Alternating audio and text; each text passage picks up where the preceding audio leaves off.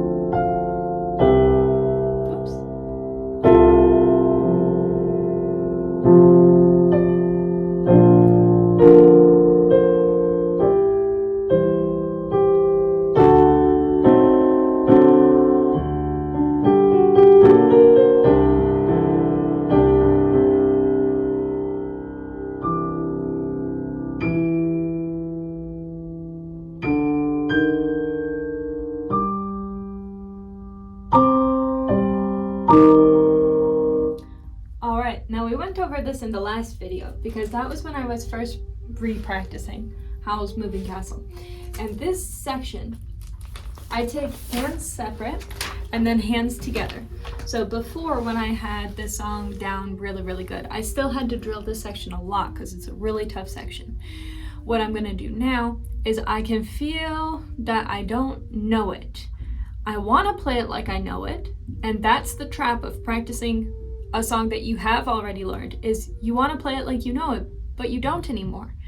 You have to treat it like it's new, although it's a little bit different. So this section, I'm going to practice left hand, then right hand, then put it together until I'm happy with it, and then we'll keep going. Now you'll notice as I started the song, very slow. This might not seem very slow to some people, but it depends on your level.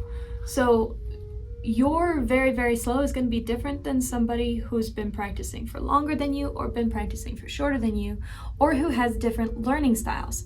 People with different learning styles play at different speeds for various reasons.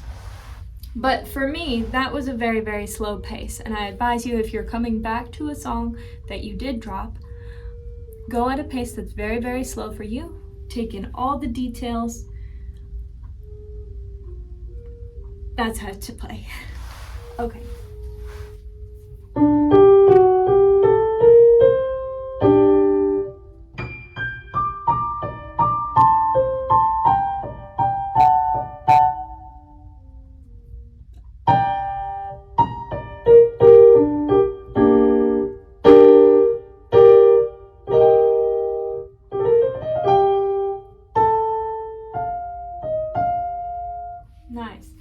as I'm playing this single-handedly, I'm noticing that I pretty much have it all memorized. I just have to be careful. So I remember what's going on here. Whoops, that needs a B flat.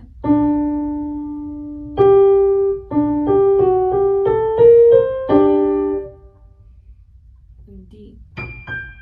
This part I remember.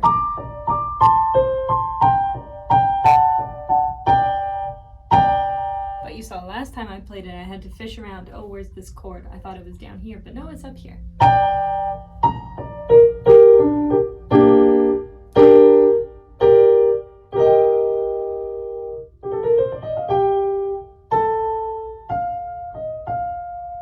And it's wonderful to know that you remember some of the things. But be careful as you're going to notice what you're forgetting so that you don't forget it.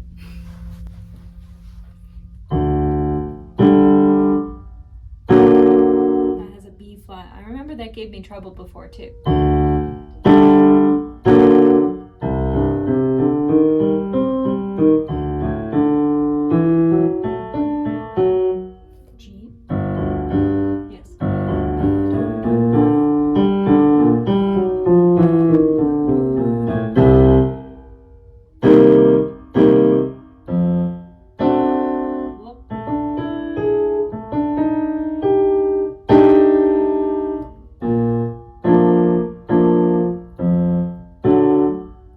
F sharp.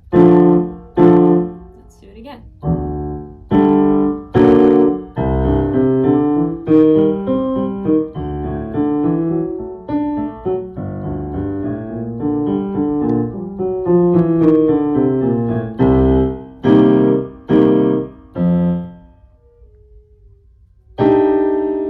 Is that correct? Yes, I played the right thing. That is awesome.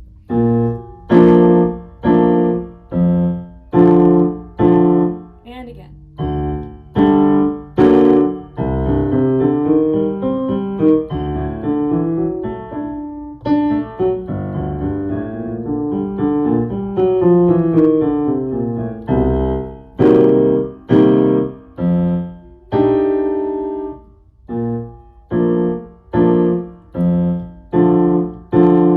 Very good. So I'm going at this a little bit fast, but I can feel that my hesitation is minimal.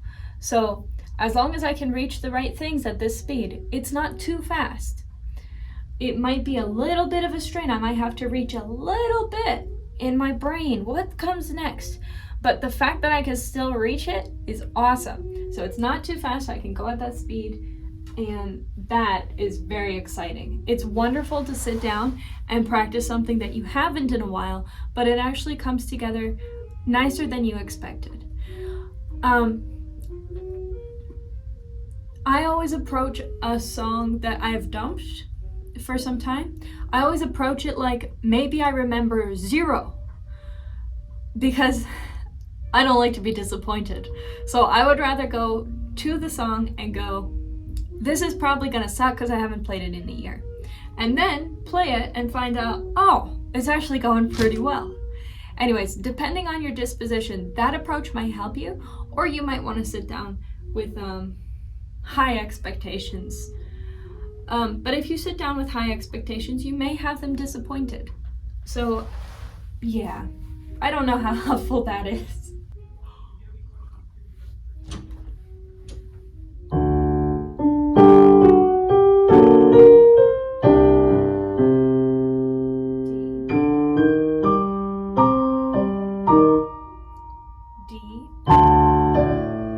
Oh, that one goes down to a C.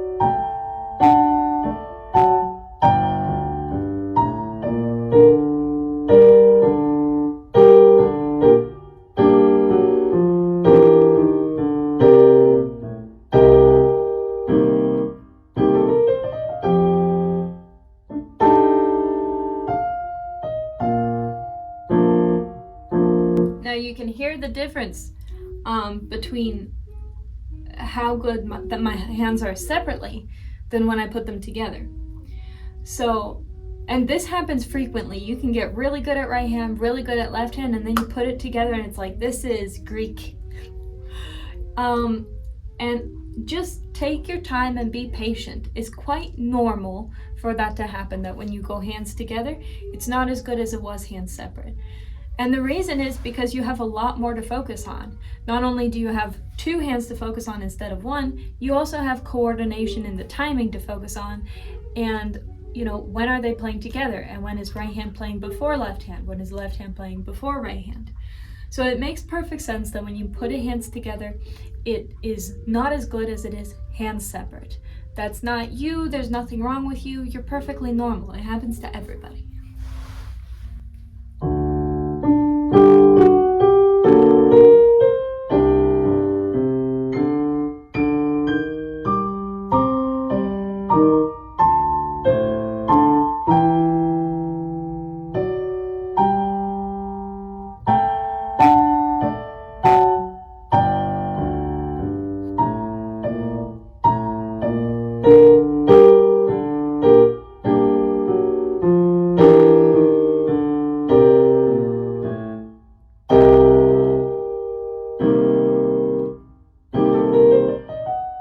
Whoops.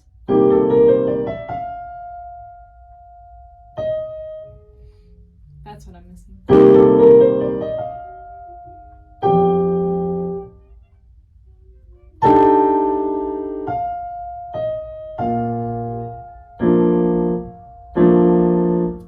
There was something in here I was gonna, oh yeah. I have to fix the fingering in this one spot. It says to use a 2 and then a 1. And it's my writing, I wrote that in. But I would not recommend that for myself.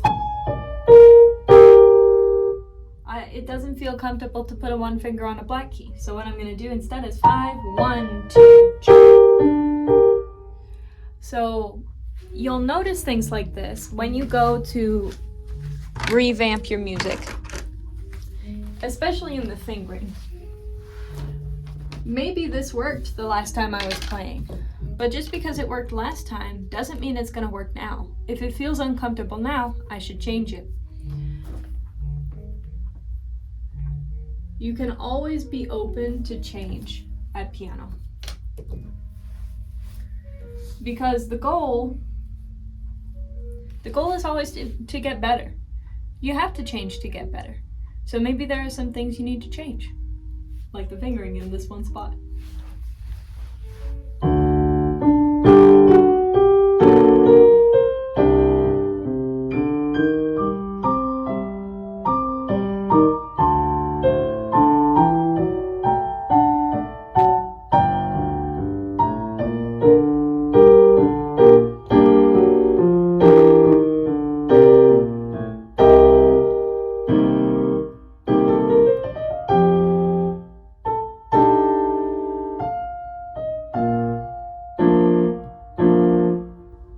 Pretty clean. I think that's enough work on the one spot, and I want to go from the start, so that's what I'm gonna do.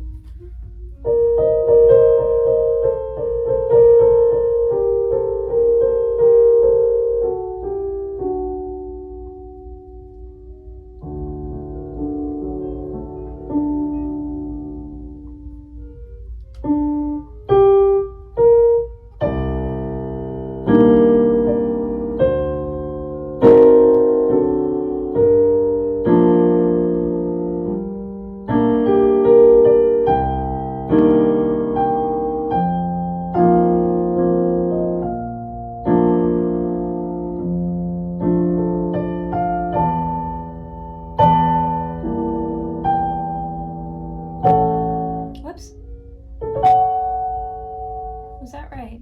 It looks right. It is right.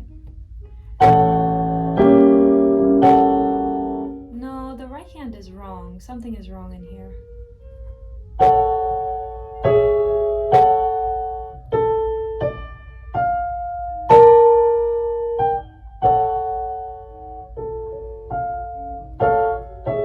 Oh, I've got a sharp up here. It's meant to say C sharp, but the sharp is positioned close to the top note, which is an F, so then I think I'm playing F sharp. But I shouldn't be playing F sharp. So this is another writing error. Before, I knew that that was C sharp and not F sharp, but now I can see, now it's just confusing, so it needs to go.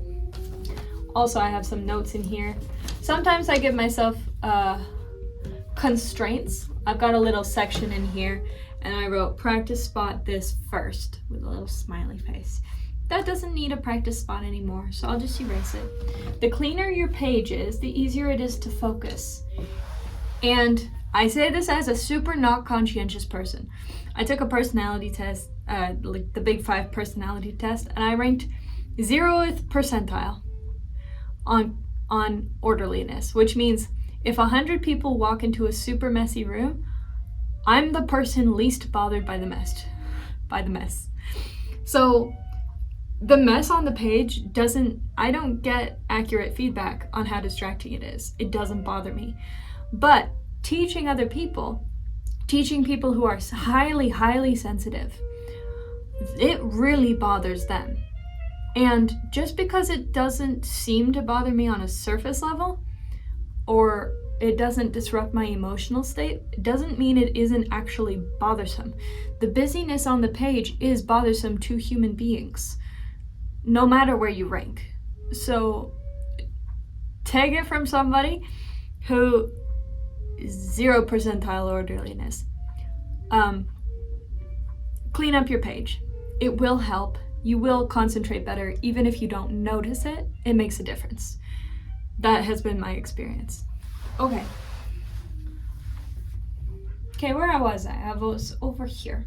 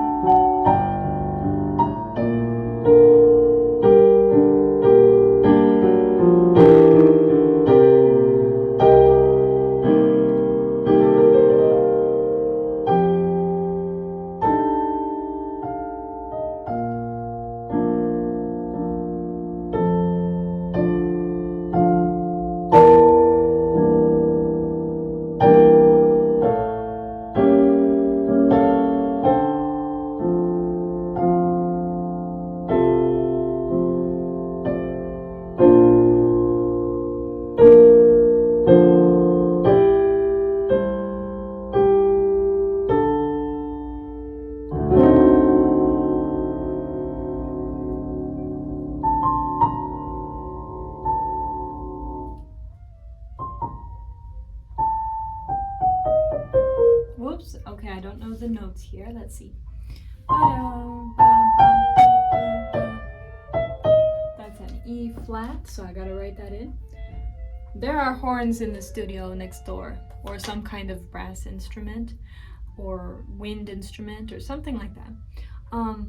So if there's background noise, pardon the background noise, but this is actually the quietest place I have to record, so it'll have to do. Okay.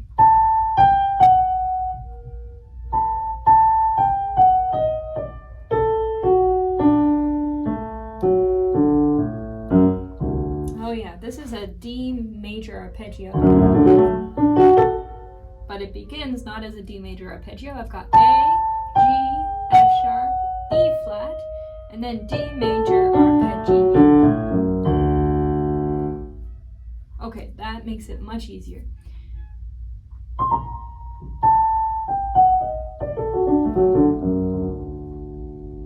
When you have a pattern like that, D major arpeggio goes A, F sharp, D, A, F sharp, D, A, F sharp, D.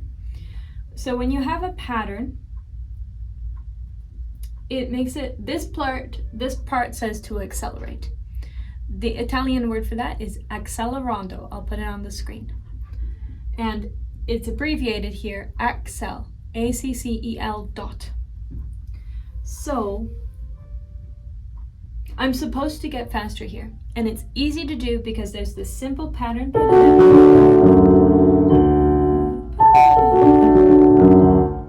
But it starts off odd. 1, 2, 3, and then the pattern. If you want to get really fast at the pattern, first memorize what it is. And you can only memorize by doing over and over again. You can't do it by you can't really do memory by will. You must do it by repetition because that's how your brain remembers.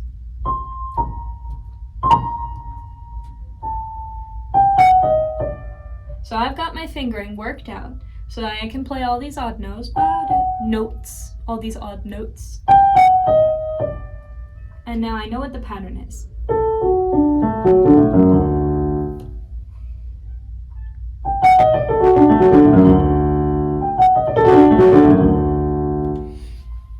If you want to get faster at a section that's Accelerando, play it over and over again, focus on patterns, and try and get a little bit faster every time. I'm already there because I practiced this song for a long time before I dropped it, so it's easy to pick up, but it takes a long while to pick up speed. In order to pick up speed, you must know what you're playing. So first, know your patterns, know your fingers, know your notes, and then once you know it, try and execute faster and faster every time. If you're worried about errors, that's going to slow you down. So get it so confident in yourself that you're not worried about making a mistake, and then you won't slow down so that you don't make mistakes.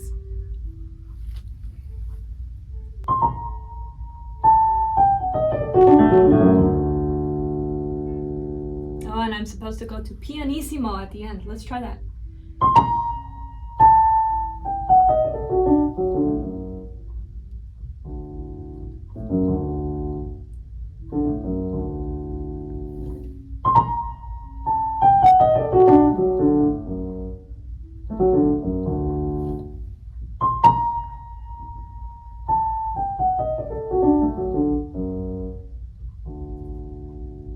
I get pianissimo here. My hand is playing the shape ba-da-do, so it's rotating. If I rotate too hard, that's going to be really loud. So what I do is I lift my hand way up so that my pinky is playing very, very little. The other way you can accomplish this is you can lower your hand,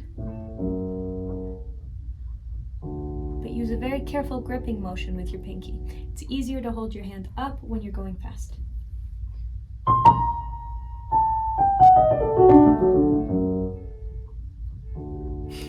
Too quiet. That's okay.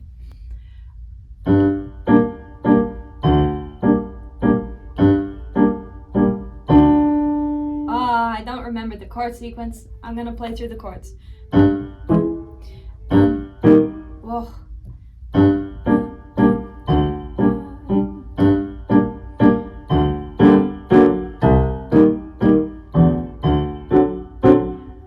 I spend hours practicing this chord sequence.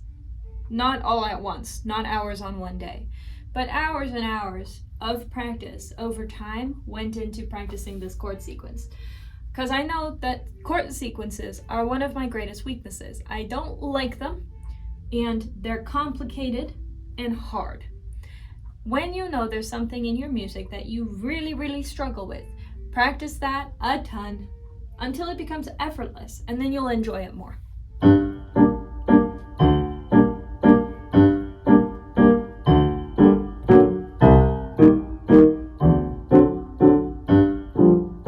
Is that right? That sounded cool. Anyways, that was right.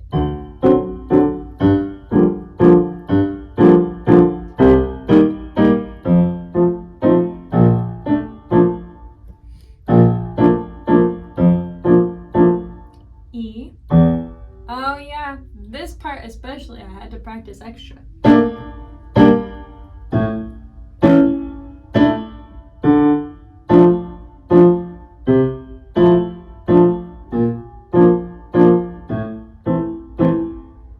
Nice. remember things about the music you've discarded. Because it's like an old friend that you haven't talked to in a while. And then you start talking to them again. It's like, oh yeah, I remember you really liked that. I remember this about you. I remember that about you. That's what it's like.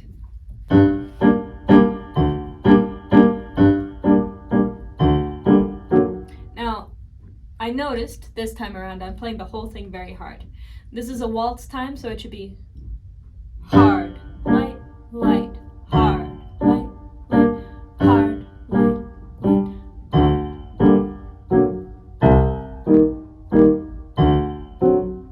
And you always play in that when there's when there's 3, 4, and there's this distinct pattern in the left hand, low, high, high, low, high, high, low, high, high. When you have that distinct pattern, you're playing waltz time. Unless it's accented differently, like they put tenuto or accents. I'll show you what those look like on the screen. This one's tenuto, this one's an accent. If those are on the notes, you accent the notes that they indicate. If there are no accents like that, you accent beat 1, bum, ba, da, dum, ba, da, and you go light on the next 2 beats. So.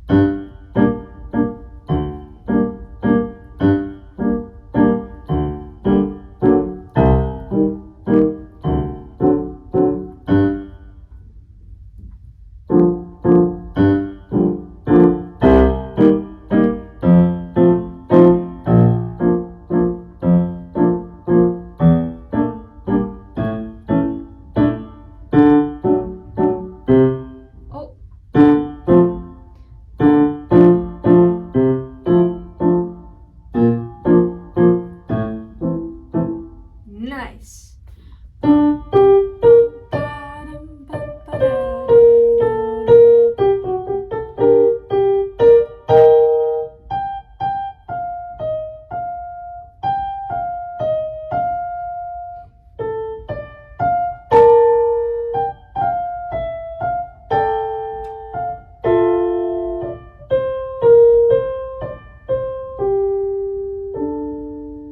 Yeah. Okay, I'm going to practice our hands together before I talk about the next part, because we may not get to the next part. Yeah, we might not. We're running low on time, actually. Time flies when you're playing piano.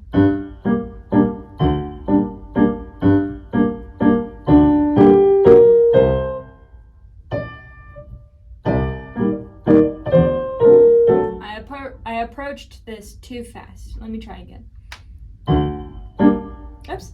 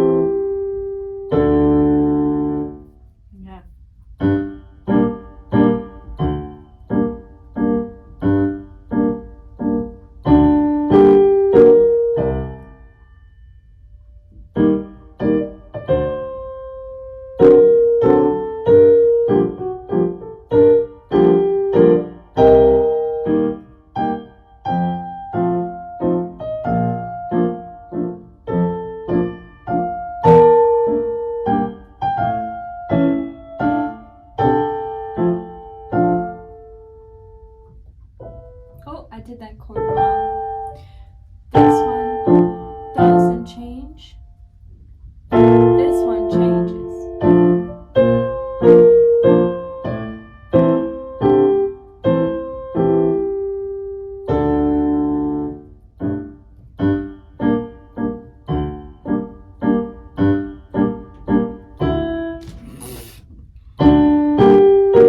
I'm not laughing so much at myself. That was a funny noise. That was a funny noise. Oh.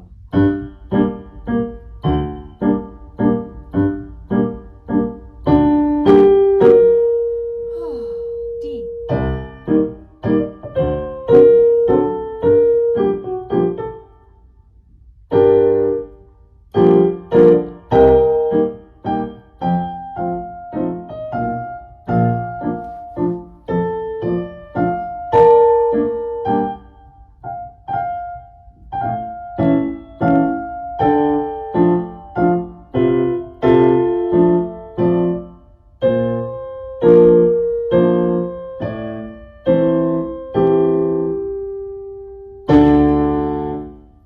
Okay, that is coming along nicely.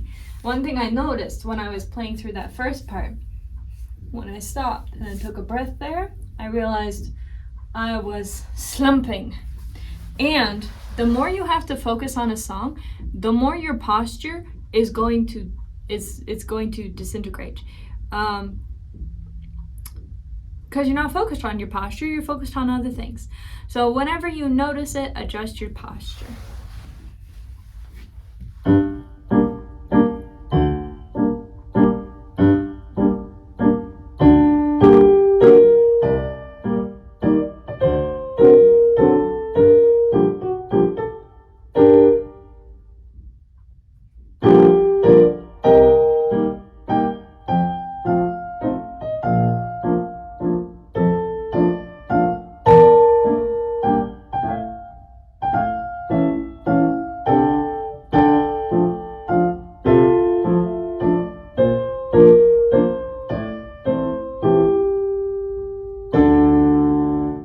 Good. Now this next section I was going to talk about.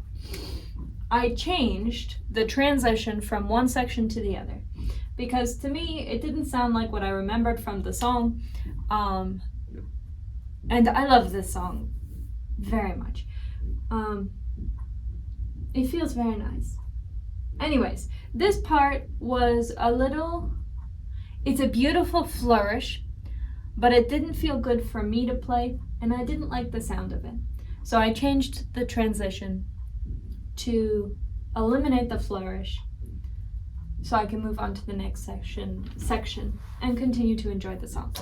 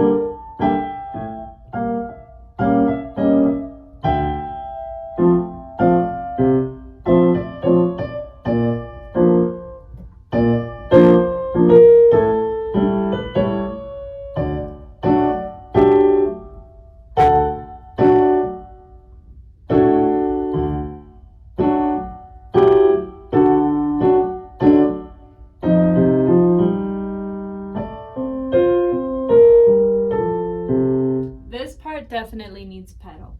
So I'll practice it with pedal in a minute, but I need to work on this transition. I probably won't practice the other section because we are running out of time here.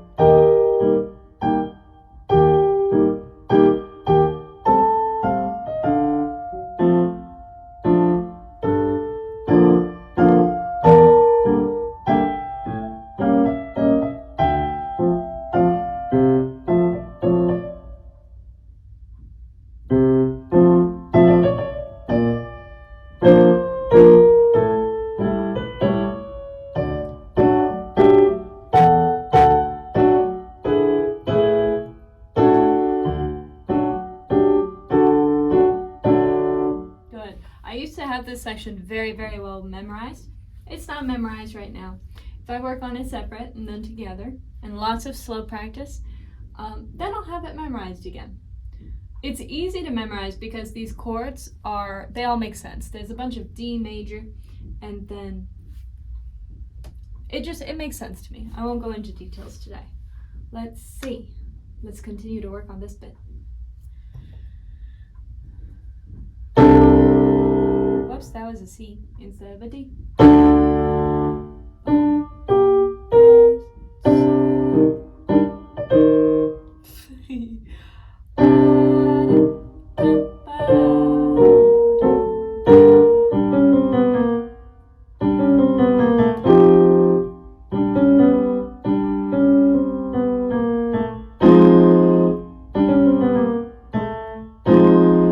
That's tricky because I got holding down my 5 and then I have to play this 4 and then get up, go to a chord, this chord.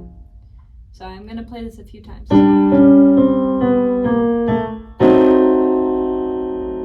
Oh, that's a diminished chord. That's not the one I'm playing.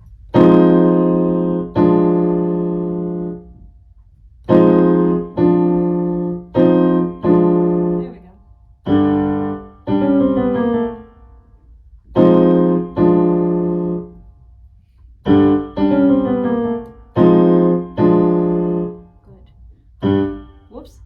Is a D octave? No, it's a G with the D.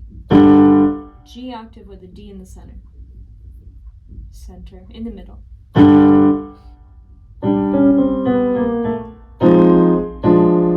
Because it's not exactly centered, but it's in the middle. Okay.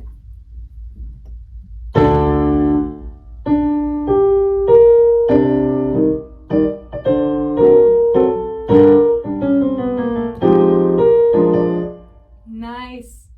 That felt really good. It feels really good when you practice something, then you go and you play your hands together, and it just works out.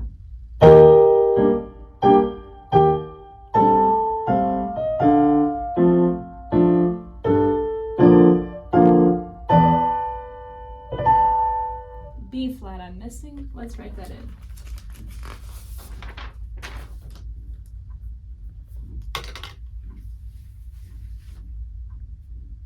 Let's go again.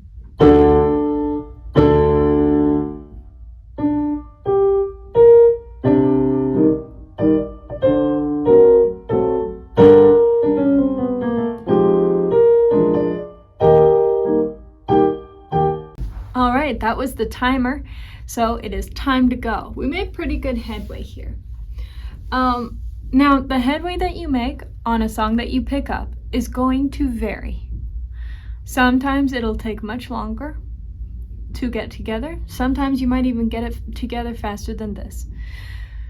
It'll depend on how long you practiced the song before your break.